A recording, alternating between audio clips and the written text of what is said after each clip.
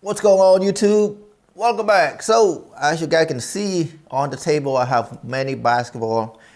These are the one that I played with last year, 2022. And today we're going to talk about which one is the best one in my opinion. But for disclaimer, this is just one personal opinion. Please take it for a grain of salt. Everyone have their own opinion on which one's the best one, which basketball they prefer. So, you know, you don't have to believe everything I said. This is just from an average hooper perspective. I don't play basketball in high school or in college. You know, it's just the opinion from someone who like to play a lot of basketball. So take that for a grain of salt. So let's get right into it. It's gonna be very random. Like, it's no particular order. I'm just pick up whatever that I need, whatever is in front of me, and we're going to talk about it. All right, let's start with this one.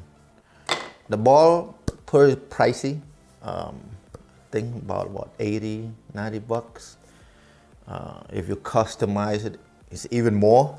So this ball is the NCAA version. So this is the official game ball of the NCAA. To me, this one, I think, is the second lightest basketball in terms of weight. It kind of feels funny because, you know, I can feel how light the ball is. But it's not as bad as this one, though. The regular Evo NXT. This one is not the NCAA edition. And this one is the lightest ball I have. So I have, what, over 70 basketball now? And this one is the lightest one. And man, for the price that I pay for it and the return that I get from this ball, it's not adding up. So to me, you know, the bounce is funny. It's kind of, sometimes kind of bounce too much. And it's light, very lightweight. You can feel it. If you don't know how much this ball weighs and you just grab it and go play with it right away, you will feel how light this ball is. So between these two, it feels pretty similar, but somehow the NCAA ball, it feels a little bit better. I don't know what it is, or if they have any special material on this particular ball, but it feels slightly better than the regular Evo NXT. So between these two, I probably not gonna come back and play with this ball anytime soon. So I'm gonna put it away. I'll probably come back to play with this because it's NCAA game ball and it's cool. Pretty bright color.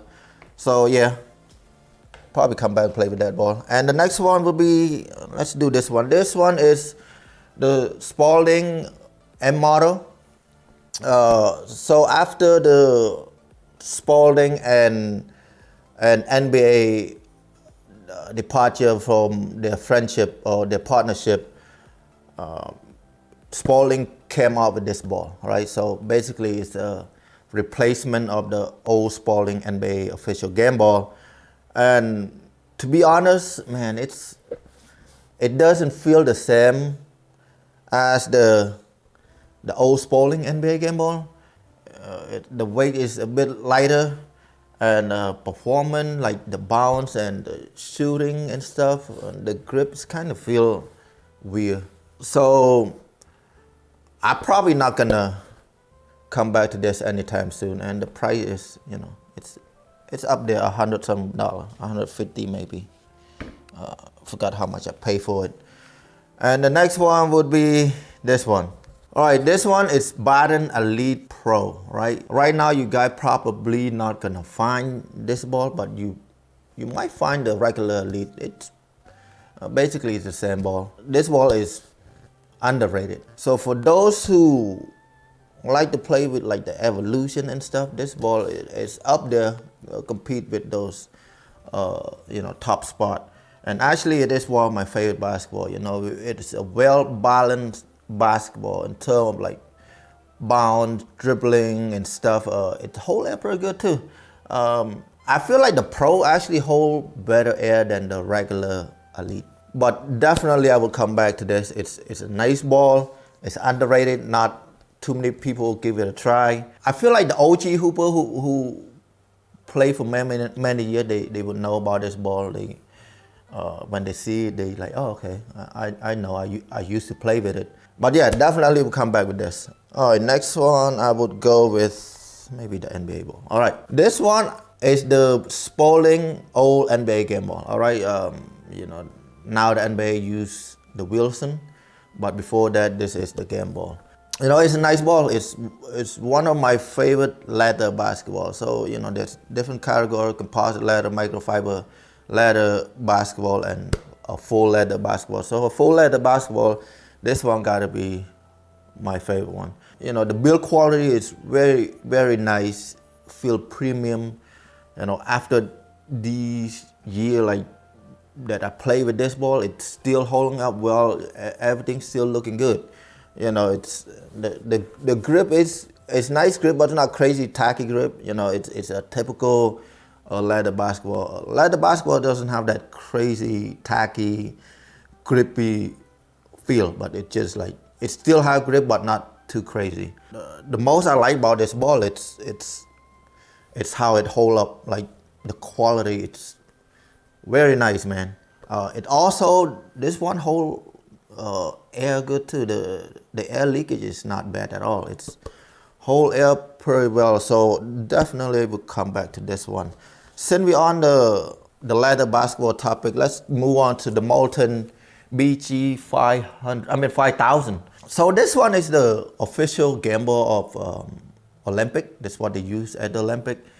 It's Fiba approved. It's all leather basketball, but Molten, they have this muscle fiber looking design. You know, at first I have high hope for it, but then when I got the ball and play with it, spend time with it, it's a little bit disappointing to me. It feels like weird and it's smooth, right? It's not your typical leather basketball that you would expect it. It's pretty smooth. Sometimes it can be slippery too. But you know, I had very high hope for this one.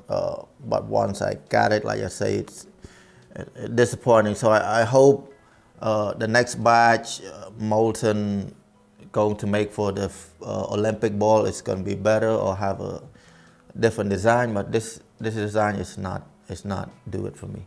I'm probably not going to come back to this ball anytime soon to play with it. I'll probably come back here and there, but not anytime soon. So I'm going to put this ball away. All right, the next one, let's do this one. So this one is the Adidas Pro 3.0, all right? Adidas have Adidas Pro 2.0, and 3.0. 3.0 is the best basketball that Adidas make so far. And actually, I spend a lot of time playing with it, and I keep going back with it. And people at the gym who play with the ball, they also say it's a nice ball. But at the beginning, because the ball is so tacky, so grippy, when people grab it, they're like, man, this ball feel like a woman basketball. Most people at the gym would able to grab one palm like easily. So in their head, they're like, oh, if this ball can be easily palmed, so it's probably like a woman's side basketball, but it's not. You know, maybe a couple weeks after you break it in, it's not that tacky, it's not that grippy anymore. But the bounce is there. It's soft. It feels soft. You know, the shooting, it doesn't feel weird in hand. You know, some basketball, when you grab and start to play with it, right away you're like, man, this ball feels so weird. You know, with this ball, at the beginning, the grip, because the grip is so tacky, it's kind of like mess with your head. Like, man, it's so grippy. It just feel unnatural to shoot with it, you know. But after everything wear out, you know, whatever the chemical they put in there, it's become normal again, and you know, it's turned out to be one of my favorite basketball to play with. So yeah, definitely will come back to this one. The next one is this one, the replacement of the Spalding NBA official game ball. This is the current Wilson NBA official game ball.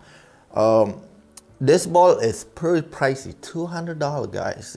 You know, just keep that in mind. It's very pricey. It costs more than the old Spalding NBA game ball, and it actually feels very similar to this one in terms of grip, the bounce, and everything. But this one, it feels slightly lighter. The only issue I have with this ball is the build quality. You know, this ball, what, a year something old? You know, the seam or the groove here, you know, the channel, it's already start to crack. All of the balls crack, wrinkle, you can see it right away. You know, for the price, $200 for basketball, and you know, you expect to have a very, very, very high quality build. But this ball, you know, it's already shows sign. What's this ball, guys? I don't know how long I have this ball. I would say at least 7, 8, 9 years. I don't know. A long time, basically, and it's still, everything still hold up. You know, no wrinkle on the groove. You know, everything just still hold up nicely. This ball only a year and some change years old, and it's not holding up too well. So the only issue I have with this ball is, you know, the build quality. And the price, it's very high. So would I come back to this ball to play with it anytime soon? Probably not, because I spent fairly good amount of time with this ball, and I think it is 100% broken in now. And you know, just one flaw is the build quality. So hopefully Wilson will make the adjustment on the material, whatever, have a better material, a more durable material. So am I gonna come back with this anytime soon? Not anytime soon, but I'll probably come back. I'll put it away for now. All right, next one. The Rock C2C, I think, yeah, core to cover technology. All right, this ball been around. I feel like those who anti-Wilson evolution will play with this one, or the OG hooper, they know about this ball, they know what's up. The only issue with this ball, like, because I have this ball already, it's already broken, I threw it away already, it doesn't last that long. After what, a few years, you start to see like the separation between the groove or the channel and the panel. Like you start to see gap, and the corner of the ball, like the edge on this panel, start to peel, and then the grip is not gonna stay tacky anymore. It just slowly die out, and you know, after, you know, I would say 2 to 3 years, it's gonna turn to doo-doo. So, and you know, C2C technology been out for a while. I feel like, you know, the Rock should do some more research and development, make a newer basketball, improving it, especially the durability to make it last a little bit longer. But in terms of performance, this ball is good. You know, the bounce good, the grip is good. You know, you got fairly good control on this ball. So I come back, you know, just the build quality is what turned me off. All right, the next one, let's talk about, let's put this one right here maybe. All right, this one, because it's pretty close to me. This one is Mikasa CF7700 NEO edition. They have another version, which is a typical basketball design, the 8-panel design. This one have a unique looking design. In terms of performance wise, it's not there. Keep in mind, this ball is only available in Japan. They designed this for a Japanese market. If you want to buy, you probably have to look for the Japanese store somewhere and ask them to ship to you. But yeah, go back to performance. This ball, I would say, is the bounciest basketball I have. It is full leather basketball, 100% leather. It bounces funny. The shooting also feel funny too. The grip is a little bit more smoother than a typical leather basketball. Most leather basketball, it have this rough texture. but this ball have like a smoother surface. But the biggest issue with this ball is the bounce. It bounces so high, and sometimes it lead to losing control when you dribbling, and especially for point guard or people who have a heavy hand. When they dribble, you're not gonna find much control with this ball. So I'm probably not gonna come back to this ball. It is expensive basketball. It's over $125 for this one, so I'm gonna put it away. All right, next one is a Tarmak BT900. So this one is I think it's a French company basketball. It's Fiba approved. For your international player, you probably know about this ball, and for those who don't know, basically this is a Wilson Evolution edition of the international. All right, so most people overseas, less developed country, they think that the Wilson Evolution cost too much, and this ball is fairly cheaper. For me, I don't find it that cheap because I bought it with this company US branch, so the price is not that cheap. But in terms of performance, man, it's really good. It's like I say, it feels very close to this, the Wilson Evolution, and I would say even the Baden Elite, right?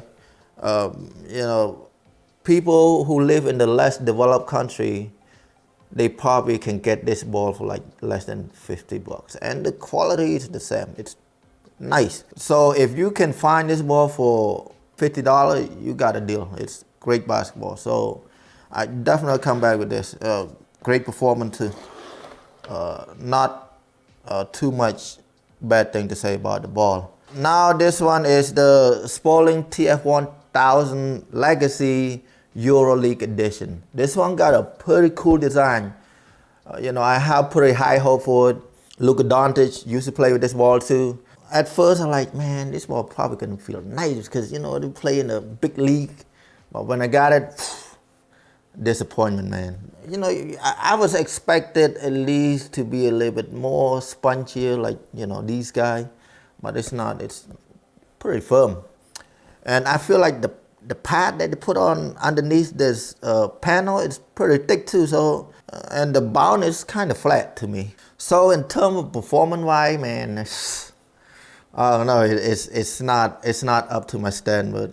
You know, I don't really like it like that. Would I go back and play with this ball? Maybe, because it looked cool, but performance-wise, I don't like it. All right, so the only reason that I come back to play with this because it's cool looking. Nobody in the U.S., not too many people in the U.S. have this ball. Or when I bring to the gym, they're like, yo, what is this? And I tell them, it's like the NBA version in Europe. Play with this one. They're like, ah. And then when they play with them, they're like, man, what, this ball suck. But anyway, I would come back to it because the look of it, not for performance wise, because it's cool looking. The next one, same ball, you know, two of them is TF1000 Legacy. Man, I have the old version of TF1000 Legacy, and the old one, it's so nice, it's soft, it's just a pleasant to play with. But this one, man, big disappointment. Maybe I need to really break it in a little bit more, but as for now, man, it's not good. I even have like freaking customize it or whatever. So I'm not gonna come back to this anytime soon because it doesn't feel that nice in terms of performance. Yeah. But all right, the next one is the Nike Elite Championship 8P. So the old version is in silver. Now this one in gold, so it's the newer version. This one is nice. It got that tacky, grippy, and soft feel to it. Performance-wise, it's good. It's nice. Compared to these guys, they all are nice basketball.